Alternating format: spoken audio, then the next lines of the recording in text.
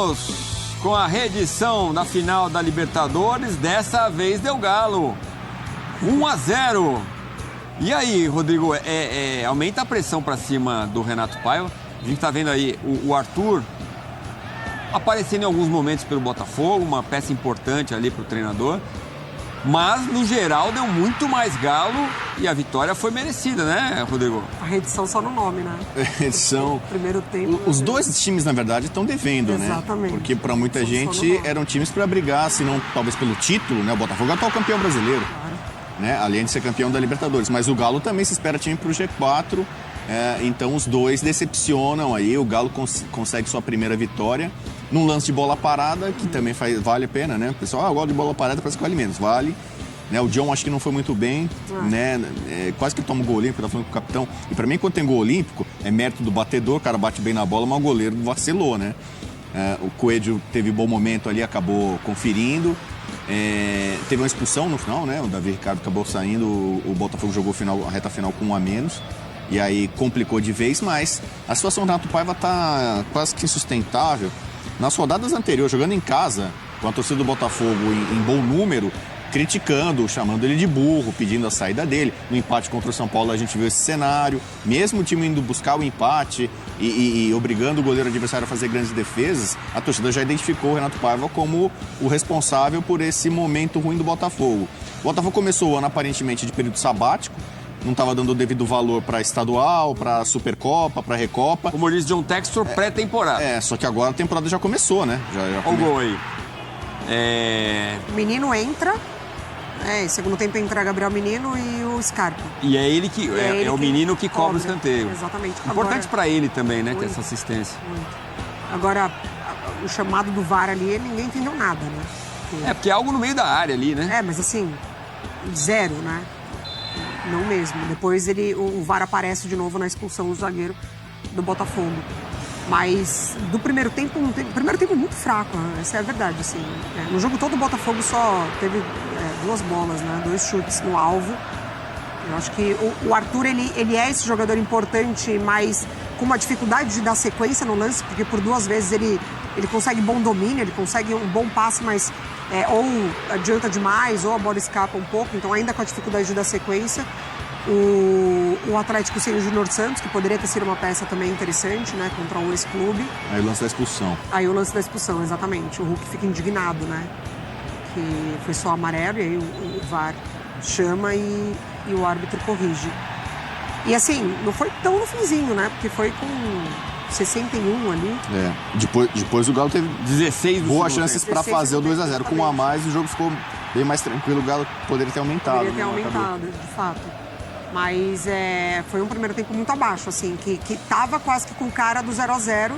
Não fosse o lance de bola parada, o Coelho muito bem. As melhores oportunidades, as poucas do primeiro tempo, acho que aconteceram muito com ele. Mas também é o Cuca tentando encontrar alguma coisa nessas mudanças, porque, por exemplo, o Scarpa vai para o banco, ele tenta outras situações ali com o Igor, enfim.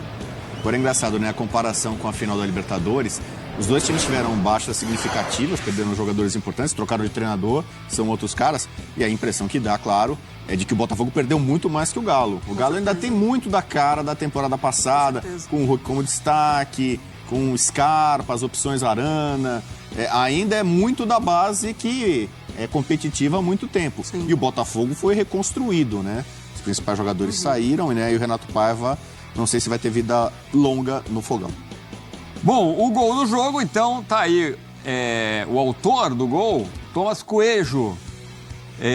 Os números dele pelo Galo, 17 jogos, 73, quase 74 minutos por partida, 3 gols e 3 assistências. Foi ele que fez o único gol do jogo nesta vitória contra o Botafogo. Vamos lá, partiu o Mineirão. Nath Andrade tem mais informações da vitória do time do Cuca sobre o time do técnico Renato Paiva. E aí o Atlético pega o elevador e sobe na tabela de classificação. Uma vitória muito importante para o Galo, né, Nath? Tudo bem? Boa noite. Boa noite, Edu. Boa noite para vocês do estúdio. Boa noite, fã de esportes. Pois é, uma vitória que afasta a crise que poderia se instalar no Galo com 5 jogos sem vencer no Brasileiro, né? O Galo ainda não tinha vencido, venceu justamente contra o Botafogo e foi aquilo que vocês estavam falando de quase que um filme que se repete. Botafogo jogando de branco, a torcida do Galo até comentou muito sobre isso no início do jogo, com um a mais em campo também, lembrando a final da Libertadores, mas dessa vez a sorte estava do lado do alvinegro daqui de Minas. Eu vi vocês comentando aí sobre o lance do gol, o que o VAR estava checando, é porque houve um empurra-empurra com o Lianco na primeira trave, e aí o VAR foi checar se o gol foi legal, se não foi legal, se tinha acontecido alguma coisa por ali. Não foi com o Coelho, foi com o Lianco a situação que o VAR foi checar, mas gol legal, tudo tranquilo, tudo certo para o Galo. Ainda teve a expulsão do zagueiro do Botafogo, que melhorou um pouco a vida do Galo, mas novamente o Galo não conseguiu render tanto, até tentou bastante. A gente viu o Gabriel Menino, o próprio Coelho, o Hulk também tentando. O Hulk, que o único time que ele ainda não marcou é justamente o Botafogo, mas ficou só no 1-0 mesmo. No fim do jogo, os atletas conversaram com a gente conversou com o Rubens, que deixou o sangue em campo, literalmente. Ele saiu com 5 pontos no joelho da partida. A gente conversou com o Lianco também e com o filho do Lianco, como vocês vão ver aí, que fez questão de participar brincando com a gente na coletiva. Clima muito bom na saída de campo. E também com o Everson, que falou um pouquinho sobre a Sul-Americana, como a gente pode ouvir agora. Tá de boa. Agora não tá doendo, mas vai doer um pouquinho à noite. Tomei 5 pontos, abri um buraquinho assim, tava no osso. Mas é nada que preocupa, mas na hora ficou feio sim. Deu sangue, né? Literalmente, pela primeira vitória do Galo. Fizemos 8 pontos hoje, estamos na liderança. 3 do jogo e mais 5 aqui. E o Rubens está à disposição para jogar contra o Caracas? Com certeza, sempre.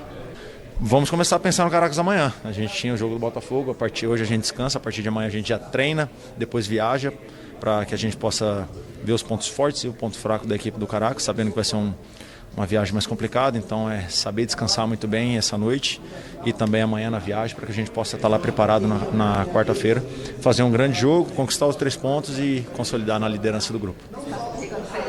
Sim, a gente descansa carregando pedra, mas isso é o calendário brasileiro onde a gente tem. Infelizmente o jogo do Caracas ele é até viável, mas depois de você jogar contra o Caracas, você voltar numa viagem de 6 horas, jogar num sábado, para depois jogar numa Copa do Brasil na terça-feira, faltou um pouquinho de bom senso, faltou um pouquinho mais de carinho pensar na equipe do Galo, onde a gente teria de terça até segunda, a gente tem uma brecha muito grande para ter jogos, então daria até para pensar em realocar um desses jogos, mas é a tabela que eles colocaram, é as datas que foram colocadas, então cabe nós trabalhar para poder fazer essa sequência de jogos fora com qualidade e trazer o máximo de vitórias possíveis. Pois é, o Galo agora joga contra o Caracas, né? O Galo agora vai pegar uma sequência longa, 5 jogos fora de casa.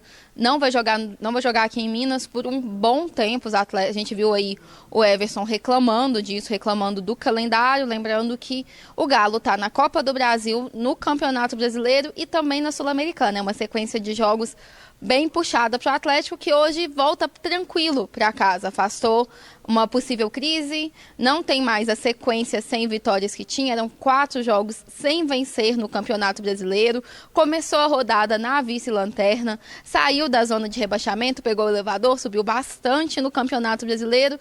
Hoje a torcida do Galo dorme feliz. Edu, com você no estúdio. Obrigado, Nath. É isso, o Atlético chega aos 5 pontos. E não tem os 5 do Rubens também, né? São só 5 por enquanto, mas vai para a 15ª colocação. O Atlético, então, com o Cuca e o Botafogo com o Renato Paiva, tá aí, ó. Com o Cuca, 18 jogos do Galo, 11 vitórias, 4 empates, 3 derrotas, aproveitamento quase 70%. O Botafogo, 7 jogos, 2, 2, 3. Aproveitamento de 38%. E realmente é dureza, né? A sequência do Atlético é uma coisa muito séria, que o Everson cita aí.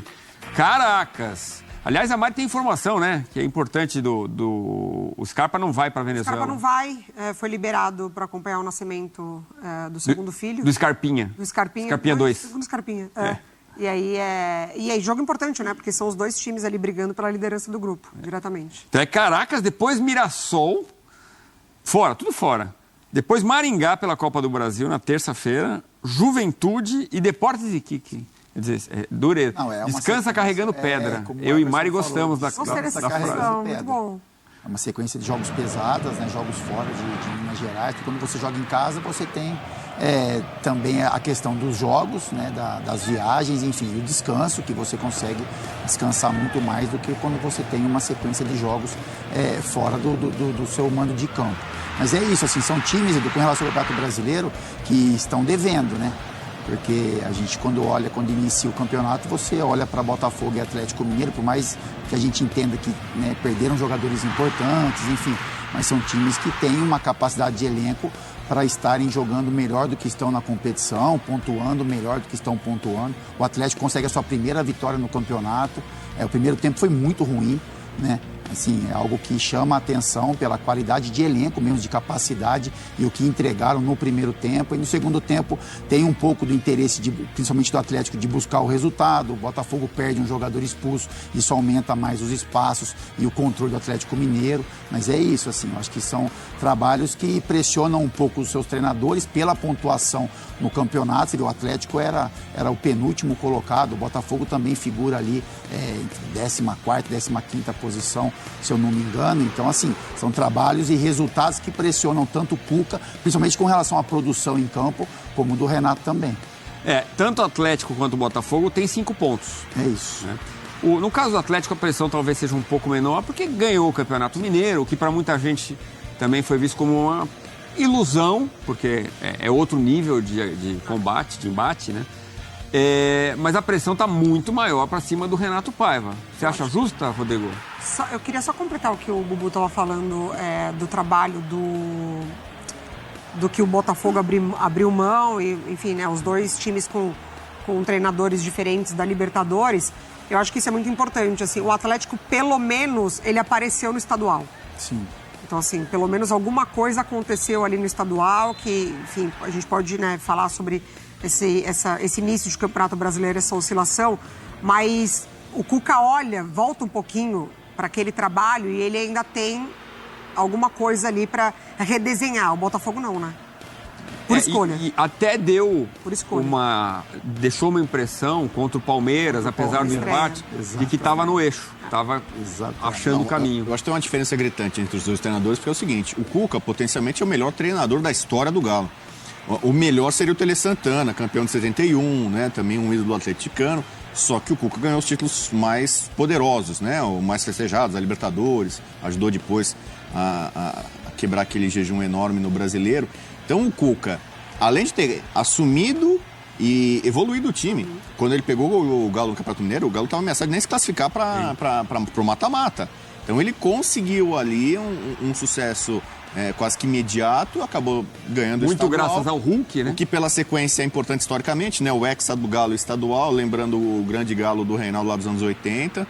Então, assim, ele já tem algo positivo para contar dessa passagem de evolução, de conquista, e tem do lado dele a história, todo o passado, que o coloca muito possivelmente como o melhor treinador do Galo. Então, há uma confiança, acho que geral, no nome dele. O Renato Paiva, digamos assim, não vou chamar ele de paraquedista, mas é o cara que caiu ali dessa vez ali, talvez sem aquela confiança enorme de que é o cara que vai dar certo. O Botafogo faz alguns tiros, alguns dão certo, outros não, no mercado de jogadores e também de treinador. Não é todo mundo que vai ser, Luiz Castro deu certo, depois olha como é que foi difícil a sucessão, aí vem o Arthur Jorge, aí não é assim, toda hora você vai escolher o cara vai chegar lá e a química vai funcionar, vai dar aquela liga maravilhosa, e acho que o Renato Paiva tá pagando por isso. Então, se as críticas são justas, eu tendo a achar que normalmente o torcedor ele tem um bom entendimento de futebol e, sobretudo, do clube que ele gosta.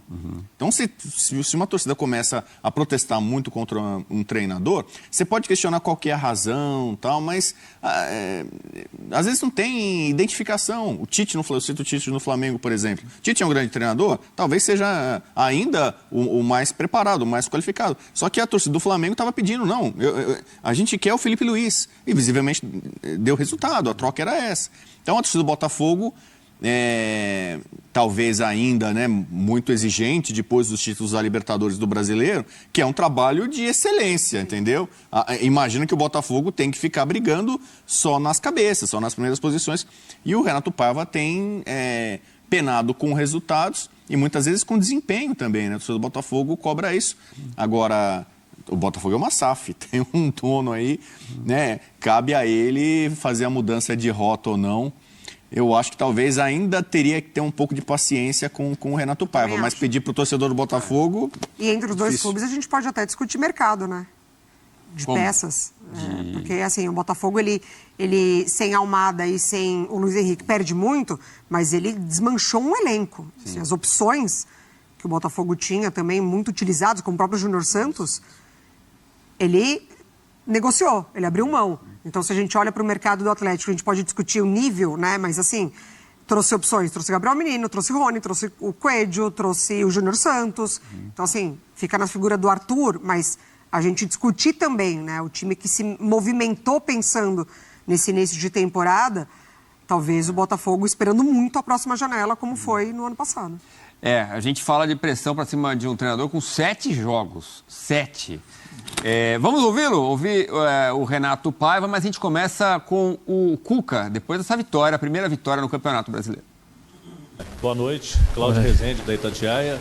Parabéns pela vitória. Lá em Santos você falava, né, que o Galo tinha que reagir para não iniciar uma crise. Eu queria que você falasse aí como que você viu o comportamento do time e se hoje o importante mesmo era vencer, mais do que uma boa atuação. O Galo teve boas atuações no campeonato e não estava conseguindo vencer. Sim, eu falei lá. E hoje a vitória era o mais importante, mas ela veio com bom futebol, e isso é bom, né?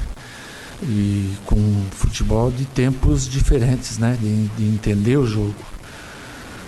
Jogamos contra uma grande equipe que joga o jogo também, e o momento nosso é um momento complicado, né? Porque você está jogando bem, você está perdendo muitas chances e isso ela acaba afetando a equipe. Você vai perdendo a confiança. Perde a confiança não é só de quem perde o gol, vai perdendo a confiança do time todo com o receio de ser castigado, né? Como aconteceu algumas vezes. E hoje foi mais um dia de ter bastante situações de gol, criar bastante situações de gol, mas um jogo muito complicado, muito difícil.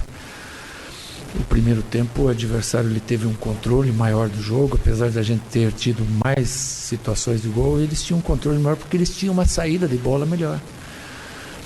Eles tinham uma saída com 3 e que nós com 2 atacantes, o Hulk e o Rony, não estavam dando conta de marcar e estavam desgastando. Eles têm uma maneira de jogar, infiltram os laterais. Então é complicado você marcar e em 2, 3 ocasiões dessas eles estouraram com chance de fazer gol, né? Devido a essas boas movimentações. Nós corrigimos isso no segundo tempo, com um posicionamento e com algumas trocas que a gente fez. Nós tiramos a saída de bola do Botafogo, aí foi um outro jogo. Aí nós pudemos pôr o nosso jogo e aí controlamos bem, fizemos o gol, depois teve a expulsão. E aí o controle do jogo foi maior. Lógico que fica sempre aquele medinho de tomar o gol, porque está só 1-0 e o momento nosso não é um momento ideal, né? Mas ao natural o jogador ele se precaver, diminui os espaços e nós não sofremos grandes sustos atrás. Pelo contrário, tivemos um controle, fomos uma equipe bem madura e, na minha opinião, merecemos vencer, o que era o mais importante do dia. Cuca, boa noite, Igor Assunção da Rádio 98 FM. Você falou aí desse medinho de tomar gol com um jogador a mais, mesmo assim, foi o que aconteceu lá na Argentina, né, com esse Atlético e Botafogo na final da Copa Libertadores. O torcedor ficou se perguntando, será que vai acontecer de novo? Mas não, o Atlético controlou bem e o Botafogo nem chegou a ameaçar. Como foi a conversa após a expulsão? Você chamou alguns jogadores, conversou com eles, orientou a respeito desse posicionamento e da atitude do time que tinha que ter, diferentemente, por exemplo, do que foi naquele jogo lá na Argentina? Sim, é porque você tem o placar já à sua disposição, né? E eles mesmo com um jogador a menos, eles ficaram com os 2 pontas e o centroavante apenas 2 no meio, fizeram 4-2-3. Automaticamente nós vamos ter um jogador a mais no meio campo, então nós vamos ter o controle do jogo. Muitas das vezes eles ficavam no mano atrás para ter um ataque um pouco mais marcando em cima, e nessas aí a gente teve algumas oportunidades. O Botafogo criou oportunidades, né? Foi bem ofensivo assim no primeiro tempo, e no segundo, por conta da expulsão, acaba sendo mais difícil fazer jogadas parecidas, né? Queria saber como é que o senhor vê essa virada de chave agora, pensando também na Libertadores nessa semana. Obrigada. Boa noite. Claramente há 2 jogos aqui, um 11 contra 11 e depois 11 contra 10. 11 contra 11 já era difícil, porque de facto eu tinha dito antes, é uma equipa do Atlético Mineiro que joga muito mais do que a classificação demonstra. E o que nós fizemos aqui foi com muita personalidade. Sabemos como é que o Atlético Mineiro defende, muito homem a homem. Conseguimos sair em muitos momentos da pressão individual que nos exerceram, conseguimos chegar ao último terço e novamente no último terço não conseguimos definir a maior parte das jogadas, se bem que terminaram algumas em finalização, mas as melhores jogadas e as mais perigosas no último passe e na última decisão não conseguimos dar continuidade a isso. Mas a equipa demonstrou uma grande personalidade, esteve muito bem no jogo, muitíssimo bem no jogo na primeira parte. O Atlético Mineiro, numa ou noutra bola parada, criou ali situações de mais ou menos perigo, defesas não muito difíceis do Johnny, nós tínhamos o jogo mais ou menos controlado, tirando ali uma grande oportunidade em que o Jair e o Vitinho se embrulham os dois e depois a bola vai à malha lateral. Depois na segunda parte acontece, até entramos bem, outra vez, a tentar chegar ao golo adversário e depois sofremos um golo, um escanteio na pequena área e portanto quando isto acontece já é um golo que não podes receber um golo destes a este nível. E isto obviamente mexe com a equipa foi reagir atrás do resultado e depois ao lance da expulsão e acaba por ser muito mais difícil e depois aí é apostar num momento de transição, num momento de defender bem, controlar as vagas de ataque do Atlético Mineiro. Mesmo assim conseguimos chegar várias vezes à área adversária, mas não conseguimos finalizar, acabamos por ser penalizados por um lance que eu acho que é um lance mais consentido do que conquistado, mas é o que é. Também é mérito, obviamente, para a bola parada do adversário, como é normal, mas temos que a defender melhor. Renato, aqui do lado esquerdo, Giovana Oliveira, da Rádio Transamérica. Olá, boa tarde. Boa tarde. Eu queria que você analisasse essa fragilidade defensiva que o Botafogo vem tendo. Dos 7 jogos que você comandou, não sofreu gols em apenas 3 partidas. E também sobre esse nível técnico que a equipe vem tendo, né? As atuações estão sendo bem abaixo do que esperado deste Botafogo. Boa tarde. Boa tarde. Eu não estou muito de acordo com a senhora, peço desculpa. Os resultados refletem uma coisa, as atuações refletem outra. Até lhe vou dizer mais. Os jogos que ganhámos até performámos pior, entende? Fomos mais eficazes nesses momentos. Houve jogos em que nós jogámos pior e conseguimos ganhar. Eu acho que a última exibição contra o São Paulo é uma muito boa exibição da nossa parte em termos ofensivos. Em termos defensivos, de facto, estivemos com uma equipa muito espaçada em alguns momentos e depois com alguns erros claros acabámos quase por oferecer golos ao adversário. Mas também é verdade que nós começámos muito bem o torneio, os 2 primeiros jogos do campeonato 0 golos feridos, acho que isso não acontecia há um monte de tempo no campeonato para o Botafogo, mas isso também não são medalhas, nós queremos é seguir e de facto o que eu acho é que nós estamos a sofrer golos que são perfeitamente evitáveis. Há golos mais evitáveis que outros e eu acho que há golos que nós estamos a conceder que são exatamente evitáveis. Estou-me a lembrar o golo do Bragantino, por exemplo, mais uma bola parada. E, portanto, eu acho que a equipa tem vindo a crescer, em função daquilo que é a realidade atual da equipa, tem vindo a crescer. Fez um jogo muito interessante em questões ofensivas contra o São Paulo, repito, e hoje outra vez uma primeira parte para mim de muita qualidade. Temos que perceber onde é que estamos a jogar e contra quem estamos a jogar, mas efetivamente, e aí concordo, os resultados não estão a aparecer. Portanto, a fase não é boa, mas este grupo já sabe o que é isso, já reverte, este clube já teve momentos difíceis, já reverteu, portanto é isso que vamos continuar a fazer com o trabalho. Tá, em uma partida que o Atlético chutou mais, 13 contra 7, no gol efetivamente 6 do Galo contra 2 do Glorioso. A gente pode até ver o gol, já que o Renato Paiva citou esse assunto, de quem que é a falha mais aí? É do goleiro do John? que é na pequena área, ô capitão? Eu acho que ele errou o tempo de bola, o John. Então, erro fez de uma tomada leitura de decisão. Isso, exatamente, a leitura errada. Ele tenta escapar um pouco na movimentação do Hulk, né? Que vê que o Hulk fica parado ali para distraí-lo um pouco. Tem uma movimentação de primeiro pau, né? Então, não sei se é o Leão que sai do primeiro pau. Tem um jogador do Atlético que ele sai do primeiro pau e corre para a entrada da pequena área. Ele ficou indeciso, É isso, né? aí acabou a tomar a decisão, acabou... Ele dá um passo para frente, para a trave direita, e depois, quando ele volta, já não consegue alcançar a bola. Será que é o efeito Hulk e Lianco ali na frente que fala, pô, os caras estão ali? Os caras são altos, né? Então, assim, quando você vê uma movimentação, né? Mas é por isso que o goleiro tem que ter essa tomar decisão, enfim, de você, a partir do momento que a bola parte, né? Porque assim, você até vê 2 jogadores do Botafogo fechando no Coelho. Sim. Né? Então, assim, não é que ele apareceu ali do nada e ninguém viu. Tinha ali uma certa cobertura ali, né? Mas é um erro dele, um erro do John. E pra Porque mim como o Gugu falou, se a bola vai direto pro gol, ele toma o gol olímpico, né? A bola tem uma outra direção, tem o jogador do Atlético que acaba fazendo o gol, mas é isso, assim. Tem uma coisa que é muito simples e muito básica. Só tem um jogador naquela área que pode usar as mãos, que é ele. Exatamente. Então, você imagina um goleiro hoje, quase todos têm 1,90 m, com os braços levantados. Bola na pequena área... Um goleiro de alto nível tem que interceptar essa bola, entendeu? Uma bola voando e tal. E o John é esse goleiro, né? Ele é um baita goleiro. Ele se mostrou no Botafogo um baita goleiro. Só que ele errou, ele não conseguiu chegar na bola. Ele fez uma leitura errada. Ele achou que a primeira ia pra cá, voltou, que o cruzamento aí já... no primeiro pau, exatamente. Agora, o Renato Paiva faz uma defesa do futebol, do Botafogo, falando de um jogo que empatou contra o São Paulo em casa e agora de uma derrota. Aí fica difícil também, né, Bubu? Porque, não, é claro, a gente está falando aqui, são 7 jogos, a gente tem que dar um tempo para o trabalho se desenvolver. Mas a gente tem que ver o Botafogo disputar. Os números mostram isso, que a vitória do Galo foi absolutamente justa. E as 2 finalizações certas só no primeiro tempo, tá? O segundo tempo o Botafogo não existiu ali. No caso, o Paiva, eu acho que assim, ele identificou muito claramente qual que é o problema do Botafogo. O problema é defensivo. Falou, tomamos um gol de bola parada, evitável contra o Bragantino.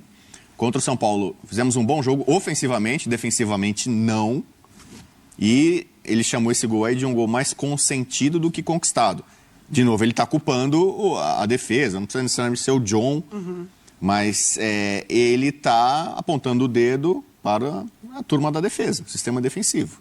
Estamos tomando gols que não deveríamos tomar, né? Esse é um problema. Cabe a ele, não só os jogadores melhorarem, ele também precisa ajustar esse sistema defensivo. E eu acho legal esse choque cultural. Eu comentei muito nos últimos dias sobre o Memphis, né? O Fábio Luciano participou, né? Eu conheço muitos jogadores holandeses, né? E o Memphis causou uma certa estranheza para muita gente, da forma como ele falou, uma análise profunda tática do Corinthians, que parecia que ele estava condenando, pedindo a cabeça da Ramon Dias. E na Holanda é muito comum um jogador assim, ele é contestador.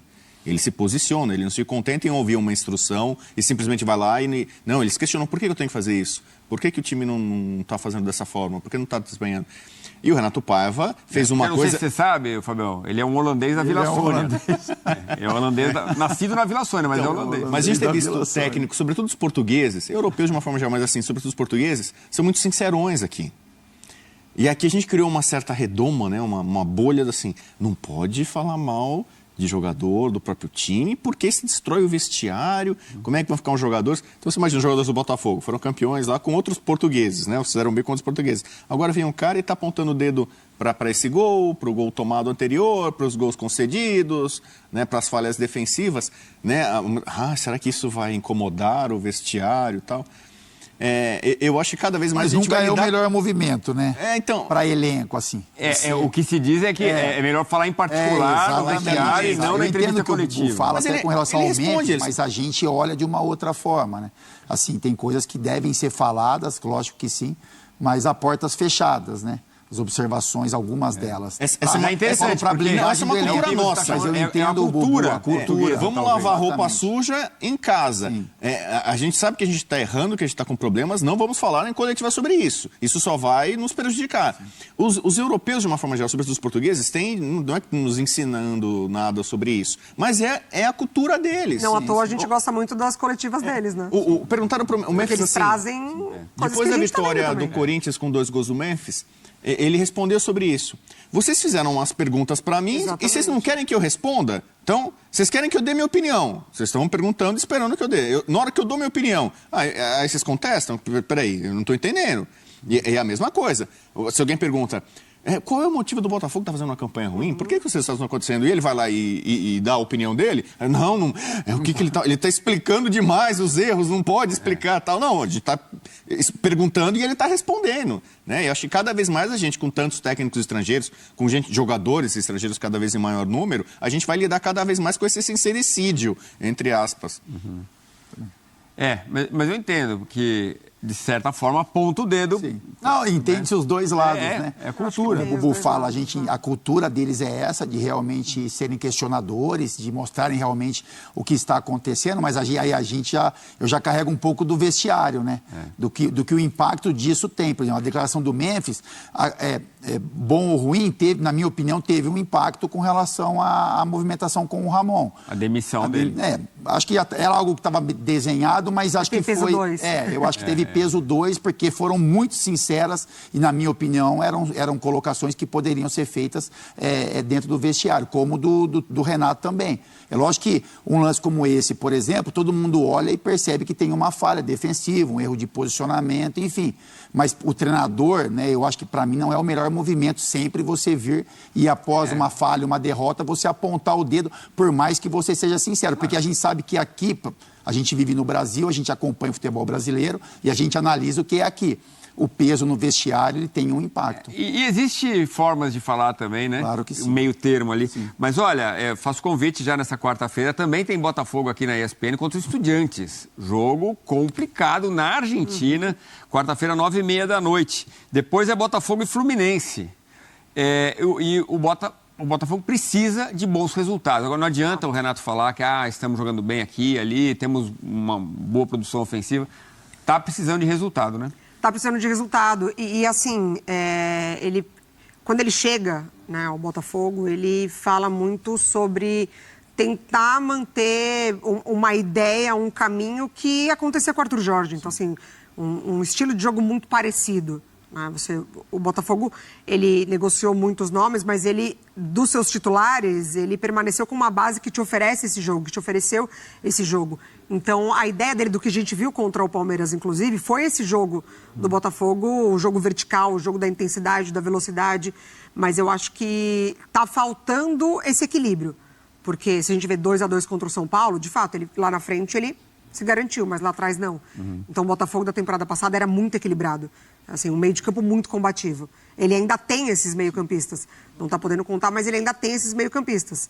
Então acho que está faltando resgatar esse equilíbrio.